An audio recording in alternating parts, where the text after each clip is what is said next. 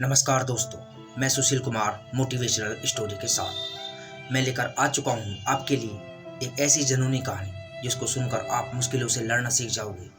ज़्यादा टाइम न गवाते हुए आइए शुरू करते हैं। एक परिवार में माता पिता और एक बेटा, केवल 3 ही सदस्य थे।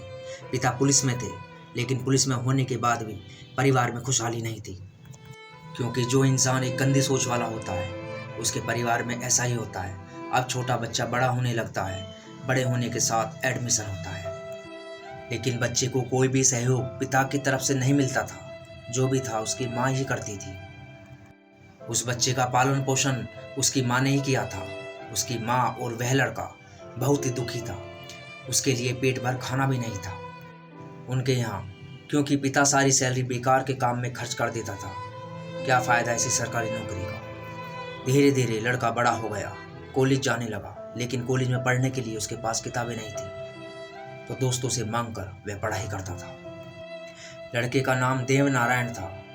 देवनारायण अपने पिता से कोई भी मदद नहीं मांग सकता, क्योंकि देवनारायण के पिता उसकी कोई भी परवाह नहीं करते थे। देवनारायण के पिता की तीसरी शादी थी, 2 पहले हो चुकी थी। बेचारा देवनारायण जैसे तैसे पढ़ा, लेकिन अब उसकी पढ़ाई पूरी हो चुकी है। वैसे मैं बता दूं कि देवनारायण ने 10वीं पास की थी। 24 घंटे घर में अशांति के कारण 12वीं कक्षा में फेल हो गया था।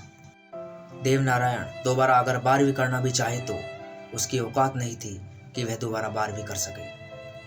पढ़ाई छोड़ और घर में अशांति के कारण नौकरी ढूंढने चल पड़ा था देवनारायण। काफ़ी जगह ट्राई किया नौकरी के लिए, लेकिन सभी में असफलता मिली थी देवनारायण को।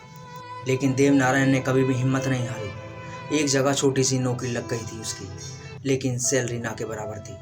देवनारायण पैसों की कमी के कारण एक समय खाना खाता था, दूसरे समय नहीं खाता था, और अपने पैसे महीने पर अपनी माँ के लिए भेजने पड़ते थे। भूखे रहकर भी मेहनत करता था देवनारायण, लेकिन उसने सोच लिया था कि कामयाब होना है किसी भी तरह से। बस जीवन में संघर्ष ही संघर्ष था देवनारायण की। ना कोई दोस्त था, ना कोई बहन, ना कोई भाई, केवल उसकी माँ के अलावा और कोई नहीं था। समय बीतता गया। देवनारायण दिल्ली में गया, और दिल्ली में रहने के लिए उसके पास इतने पैसे नहीं थे कि वह कोई कमरा लेकर रह सके। मेरे दोस्त, संघर्ष अभी जारी है। मंदिरों में सोता था देवनारायण, और सुबह 4 बजे जनवरी में वह चला जाता था उठकर मंदिर के बाहर मालिक के डर से। लेकिन देवनारायण ने कभी भी हिम्मत नहीं हारी। 12-12 घंटे नौकरी करके वह सरकारी नौकरी की तैयारी करता था। वैसे मैं बता दूं कि काफ़ी संघर्षों में जीवन कट रहा था देवनारायण का, लेकिन अब देवनारायण को अपनी माँ के सपनों को पूरा करना था।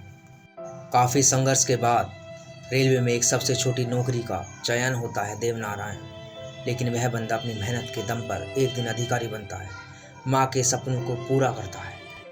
मेरे दोस्त, वह इंसान कामयाब होता है जो बार बार गिरता है फिर उठता है, फिर गिरता है फिर उठता है। वैसे मैं बता दूं कि 12 घंटे की नौकरी के बाद बहुत कम लड़के होंगे जो पढ़ते होंगे, लेकिन देवनारायण का कामयाब वाला संघर्ष हमारे लिए एक मिसाल है। दोस्तों, हिम्मत मत हारो।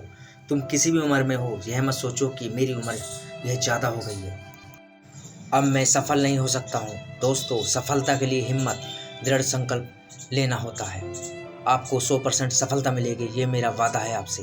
दोस्तों, इसी के साथ मैं विदा लेना चाहूँगा। मिलता हूँ नेक्स्ट मोटिवेशन स्टोरी में। आपको ये मेरी मोटिवेशन स्टोरी अच्छी लगी हो तो प्लीज़ मेरे चैनल को ज़्यादा से ज़्यादा सब्सक्राइब, लाइक एंड शेयर ज़रूर करें। जय हिंद।